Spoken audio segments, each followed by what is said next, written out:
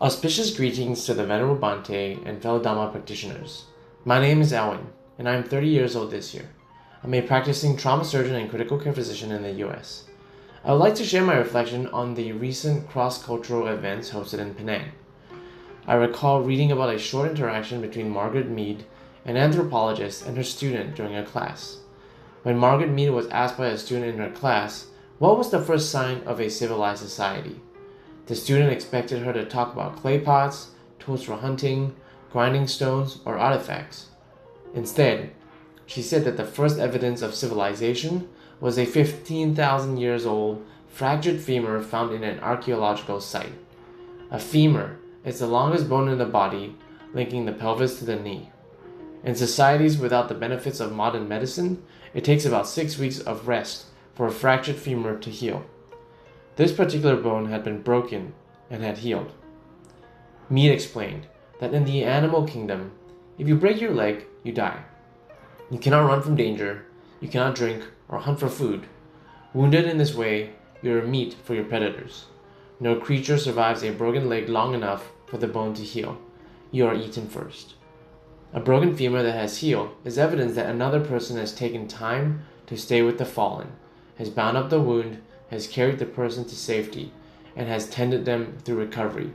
A healed femur indicates that someone has helped a fellow human rather than abandoning them to save their own life.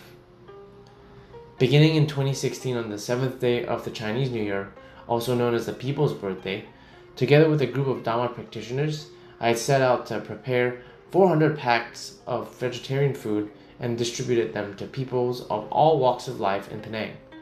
While I had participated in charities contributing to old folks' homes, orphanages, or those in need, this event was different.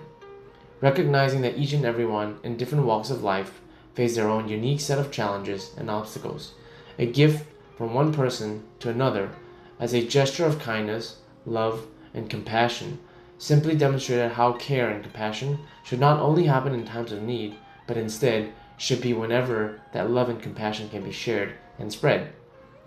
Recalling on that specific event, I remember having to wake up as early as 2 in the morning to meet up with the other fellows to be able to freshly prepare the vegetarian food packets we were offering. In a country like Malaysia, where society was multicultural and diverse, with different dietary restrictions, the preparation was methodical and thoughtful, keeping in mind about the approach to preparing the food that was to be distributed.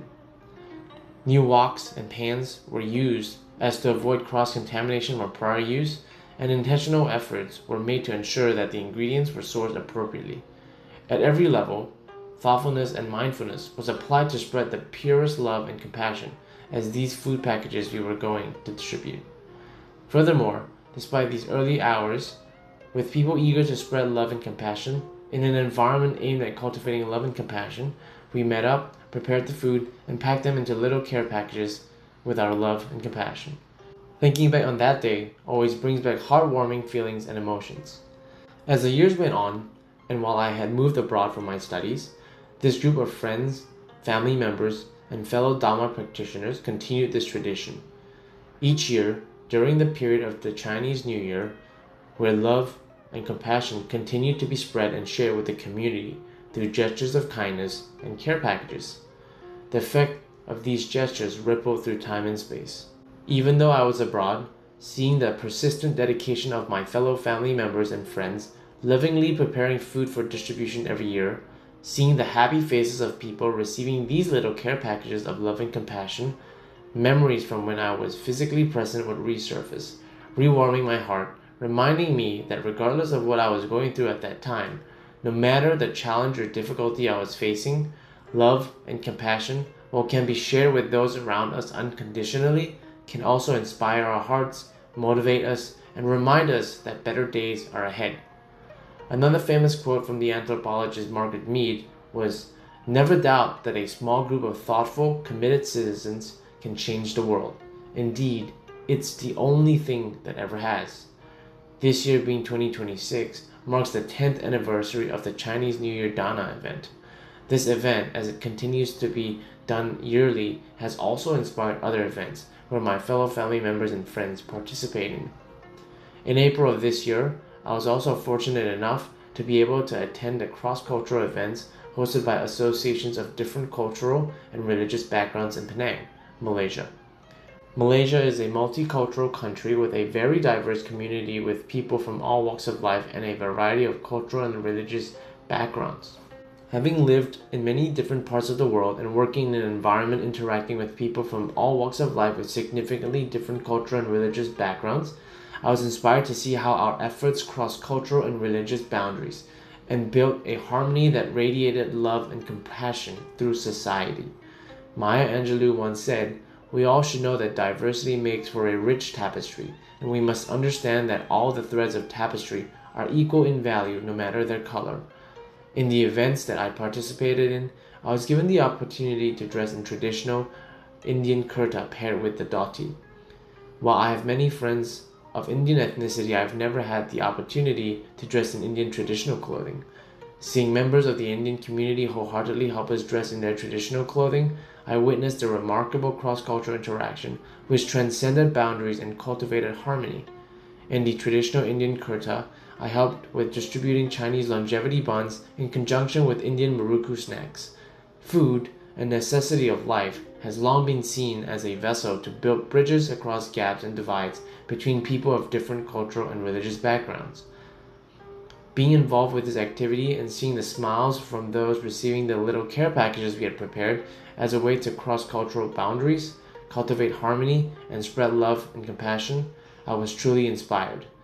A simple act of kindness through collaborative efforts from associations of different cultural and religious backgrounds sent ripples through society, demonstrating the essence of pure harmony built on love, compassion, mutual respect, and understanding.